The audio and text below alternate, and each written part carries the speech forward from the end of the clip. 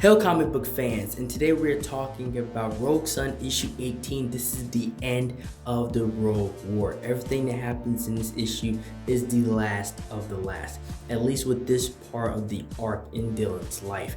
Now, all this happened in the first place, how this took place, how Collab was able to take over Dylan's body, and how this entire war started was because of Dylan's half brother and sister, Ari and Brooke. Now, I mostly put this on Ari, but what happened was they used supernatural powers to try to bring back their father Marcus, which is also the father of Dylan. But instead, Collab ended up the one to come out of it, and he ended up starting out as a good guy and then turning into a bad guy, stealing the body of Dylan. Not only did he steal the body of Dylan, he trapped him within the Sunstone itself, and that's when the entire war happened. Now we are here. The entire family, the entire Bell family is going to war trying to stop Collab and the villains he just let loose. He let loose probably over 100 different villains over the centuries, because this is not just the work of one Rogue Sun. This is all of the work going down the drain, catching these villains. But at least in this issue, in this last battle, Marcus and Dylan were able to come back, and they fused into this one body to become Rogue Sun. And he is this like awesome white. Honestly, I like the white more than I like the original design. I definitely like the white with the fire. It's just a lot cooler in my opinion. And this is when the battle actually starts. And this is when the entire family jump into action to try to stop the war.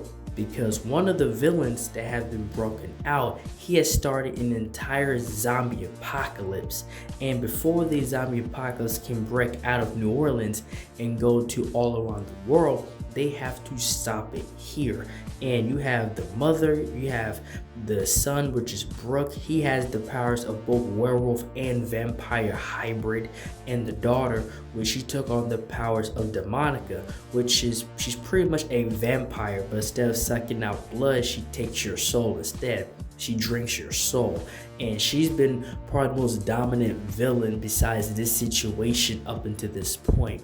And both Marcus and Dylan, again within the same body, have to fight Collab, but also help with this zombie apocalypse. The only thing between them is that both Marcus and Dylan, even though they're on the same page mostly, they still aren't there yet, like with their relationship and letting one lead and the other one follow, vice versa, when the time is needed. And right now they really need to be on the same page when it comes to that. And with this battle and the war, at least with this one villain creating this entire zombie apocalypse, he has captured Brooke, the youngest of the family, the younger brother, and he's grabbing within this pit of the undead, this pit of hell, it seems. And the mother, his mother, she did not know this was happening at first until the ex-wife, which is now supervillain, his murderer slash prisoner, told her, because she took her powers. And this is the part of the issue which is crazy, because she's very much against killing the widow of Marcus, the Rogue Sun. She's very much against, like, you know, that aggressive force. But to save her son, she had to listen, and she actually had to use lethal, dreadful force, and she killed the guy. And you can see in that panel alone that it messed with her mentally. Like, she did not want to do that at all. The murderer and first wife of Marcus, she has become very brutal and psychotic. So, like, that's exactly what she wanted. And now we are back to the battle of Marcus, Dylan, and Collab, which is the Rogue Sun has literally gone rogue from being Rogue Sun, and now is the main villain, trying to, you know, he's working with Morningstar, trying to take over the entire world. Now, in this lucky part right here, Ari helps. She actually is able to separate everybody from being Rogue Sun. And the fist fight happens between Marcus and Dylan, jumping Collab within spiritual form.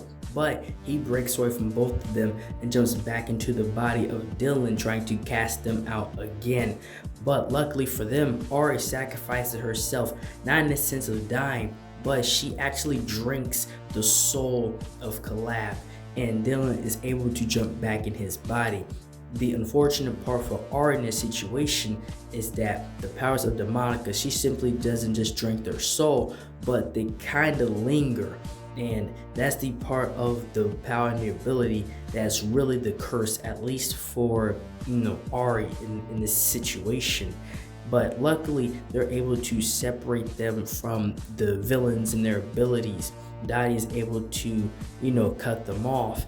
Now the cool part about this is that Brooke is able to kind of have this now friendship and be cool with the half vampire half werewolf being, and they kind of became cool because they bonded on the fact that they're both the youngest sibling in their entire family.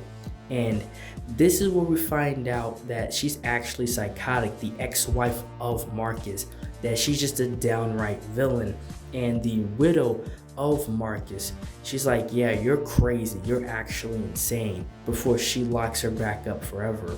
And the conversation between Marcus and Dylan they now understand each other a lot more, and now they're going to try to work on being a better father and son and teammate when needed.